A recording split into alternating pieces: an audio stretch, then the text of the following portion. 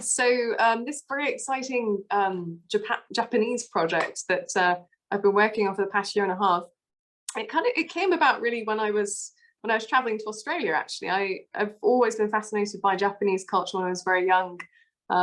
Just the whole philosophies and concepts that they believe in, and their relationship to the natural world is so distinct, I think, to many cultures and countries around the world. And because of those intermittent periods of isolation that Japan had from the rest of the world during the Edo and the Meiji era, they've got such a distinctive viewpoint and way of telling stories. I mean, you can see that very clearly with their manga and Studio Ghibli films, which I mean, they're beautiful. They really are so different to Western storytelling. So I've always been fascinated by it. I thought, oh, I'd love to make a film about Japan. And obviously Panasonic, lives in Japan, is very handy. Formed over 100 years ago. A very humble company. And so I read this incredible book by Hector Garcia and Francis Murales called Ikigai, and it's a very interesting concept that looks at what is your passion and purpose in life, and how can you share that with people, how can you earn a living from it, and how can you make a difference to the world through your Ikigai.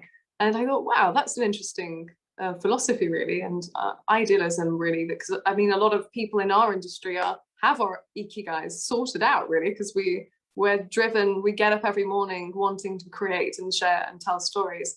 And I thought, okay, how can I turn this into a story? And it kind of, I came up with this concept and idea when I met, well, virtually, this amazing Tai Chi artist, Yoko, who lives in Tokyo, and she performs the most beautiful, obviously, routines for Tai Chi for teaching people. But I thought, wow, wouldn't this be amazing to kind of create a short film about someone who is very passionate about,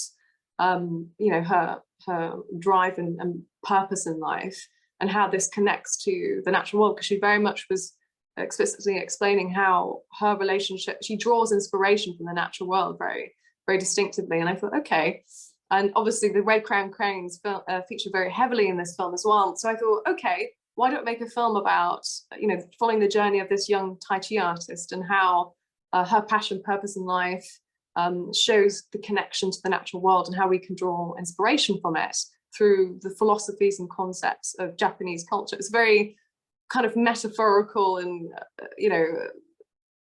sort of, it is a kind of spiritual journey in a way. It's a film that's very distinctive to my main work, which looks at wildlife filmmaking and very heavily based blue chip behavioral sequences. So this is a very creative, lyrical travel film that I wanted to make for Panasonic. So I pitched them the idea, and they were like, "Oh yeah, we love this." It's obviously it tied in very nicely timing wise to the Olympics. We were going to release last year, obviously, but COVID threw a spanner in the works. And yeah, I mean, just to kind of ride on the wave of everything Japanese, really, because I think everyone you talk to, you say, "Oh, I made this film about Japan." Like, "Oh, I've always wanted to go to Japan." Yeah. People are very interested in these concepts, and so I kind of did